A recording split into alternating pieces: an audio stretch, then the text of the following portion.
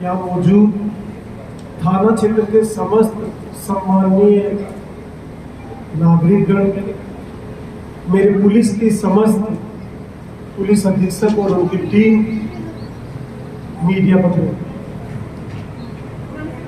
जैसा कि पूर्व में बताया, थाने की आवश्यकता थी क्योंकि खाटू श्याम जी थाना जो था वो सिर्फ और सिर्फ मंदिर और मंदिर के आसपास और मंदिर में आने वाले तीर्थ यात्रियों की व्यवस्था देने के अतिरिक्त आसपास के गांवों में जो पुलिस व्यवस्था होनी चाहिए थी वो नहीं दे पा रहे थे। राज्य सरकार ने ये निर्णय लिया यहाँ आपके इलाके में थाना खोलने का। मेरा मानना है कि जो क्षेत्र प्रभावित था, जहाँ पुलिस व्यवस्था नहीं दे पा रहे थे, पुलिस समय पर नहीं पहुँच पा रही थी, जो भी उम्मीद आम नागरिक को सरकारी व्यवस्था से होती है, उसमें सबसे पहला चरण या दिखता चेहरा जो सरकार का होता है वो पुलिस ही होती है, क्योंकि वो यूनिफॉर्म में आपके बीच मौजूद रहती है। तो ऐसे में राज्य सरकार का ये निर्णय कि आपको ये थाने की जो सौगात दी है, मेरा मानना है कि हमारे इस थाना क्षेत्र के आसपास के गाँवों में एक बेहतर पुलिस व्यवस्था देने में हम सक्षम हो पाएंगे और किसी तरह का सोसाइटी में वाद विवाद कलह खत्म हो सके, ऐसा हमारा प्रयास है। अब चूंकि आप सभी लोग यहाँ मौजूद हैं और मेरा ये मानना है कि प्रत्येक गांव मोहल्ले से यहाँ वो लोग मौजूद हैं जिनकी इस समाज में, सोसाइटी में, जिनके वक्तव्य की कीमत है, आपके किसी भी स्टेटमेंट का वजन है, आप समाज को दशा दिशा दिखाने में सक्षम है, ऐसे लोग यहाँ मौजूद हैं। इसलिए आपके मार्फत में कुछ वो बातें करना चाहूँगा जो बातें अगर आप ले जा करके अपने घर, मोहल्ले, गांव तक पहुँचाते हैं तो मेरा ये मानना है कि हम बेहतर पुलिस व्यवस्था देने के साथ साथ एक बेहतर समाज का निर्माण कर पाएंगे।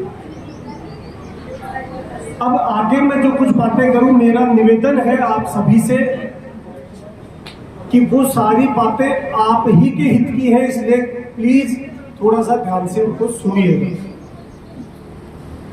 हमारे आपके परिवार में, रिश्ते नाते में अक्सर किसी न किसी घटना, दुर्घटना के बारे में अपन सुनते हैं, किसी का एक्सीडेंट हुआ, कोई कैजुअलिटी हो गई, डेथ हो गई।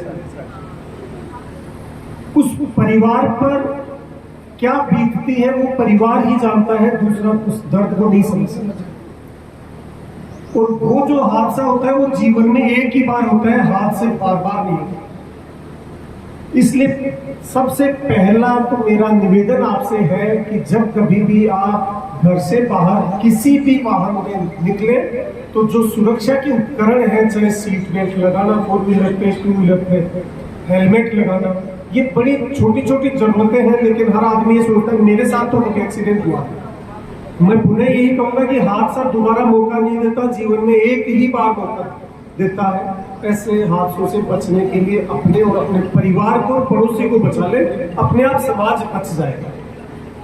दूसरी बात जो कि इस क्षेत्र की बड़ी विविध सी समस्या है, आजकल हर घर, परिवार, पड़ोस की ये समस्या है कि नव युवक, नव युवतियां, बच्चे, बच्चियां गुमराह होकर घर से गायब हो जा रहे हैं, घर से कोई बिल्ला फुसला के बच्ची को ले जा रहा है।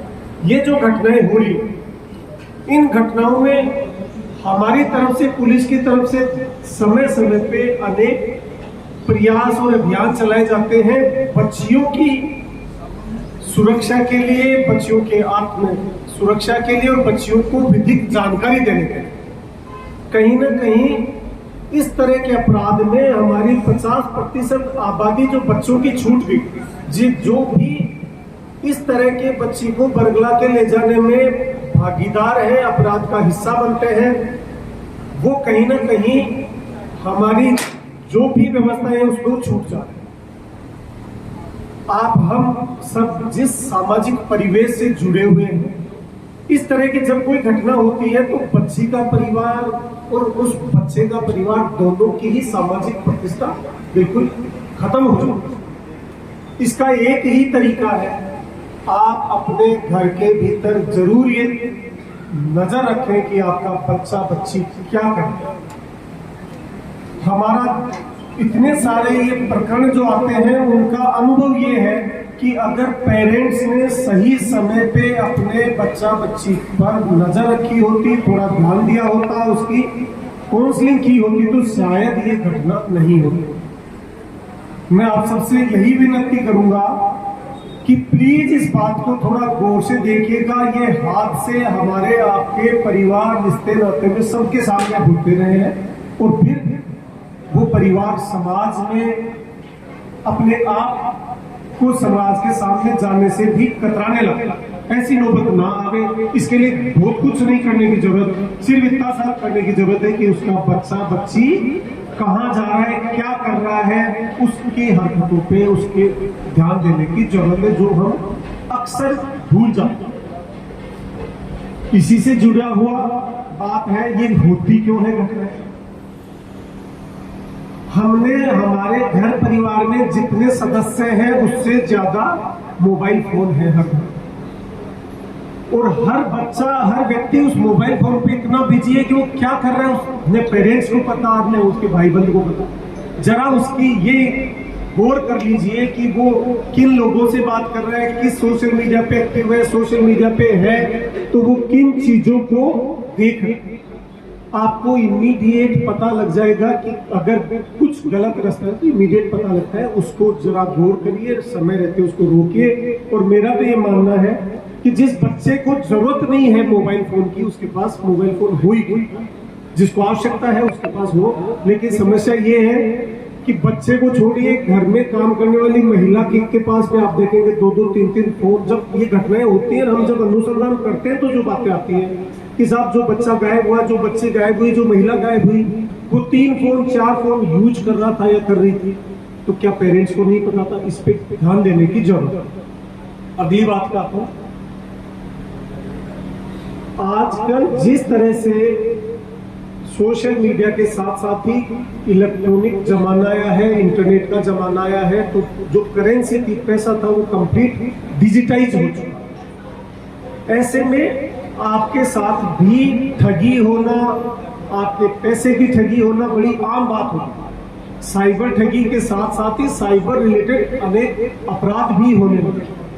तो इनमें 2-3 चीजें बड़ी छोटी छोटी, मैं ये बातें आपको वही बता रहा हूं जो आप सब जानते हैं, लेकिन मेरा आपसे निवेदन ये है कि इन बातों को जहां भी आप बैठते हैं, पंचायत में बैठते हैं, गली मोहल्ले में बैठते हैं, शादी विवाह कार्यक्रम में बैठते हैं, घंटों हम गांव में लोग एक दूसरे के साथ बैठते हैं, लेकिन दुर्भाग्य ये है कि वहां बैठ के हम बाकी सारी चर्चाएं परिचर्चाएं जरूर करते हैं, लेकिन इस तरह का एस्पेक्ट सुरक्षा को लेकर के जो चर्चाएं होनी चाहिए थी वो कहीं ना कहीं मिसिंग है।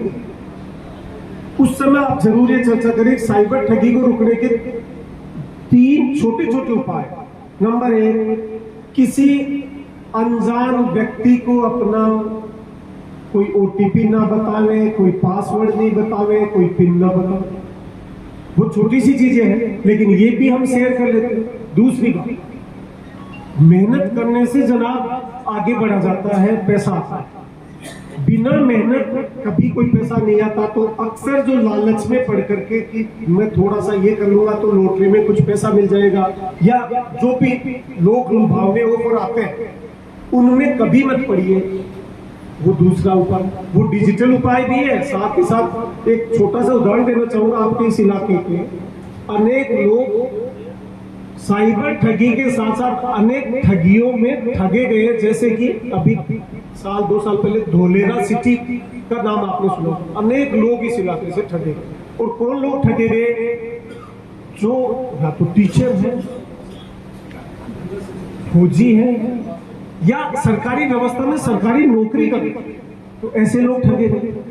क्यों ठगे गए? क्योंकि उनके मन में भी कहीं ना कहीं ये लालच जरूर था कि बिना ज्यादा मेहनत किए बहुत जल्दी बहुत कुछ प्राप्त करना। उस लालच से अपने आप को बचाइए। तो मेरा ये मानना है कि ये इस तरह की जो ठगी होती है उससे आप बचो। और जो तीसरी बात की जरूरत थी साइबर ठगी को लेकर के, विशेषकर वीडियो कॉल जो आपके पास आता है, आपके पास आप वीडियो कॉल आपके घर वाले का आवे, बाल बच्चे का आवे, समझ में आता है, उसको उठाइए पाप। दुर्भाग्य से आप किसी अननोन वीडियो कॉल को उठाते हैं और उस वीडियो कॉल में सामने वाला व्यक्ति या महिला जो आपसे वीडियो कॉल कर रही है वो कुछ इस तरह के परिवेश में रहती है कि वो आपको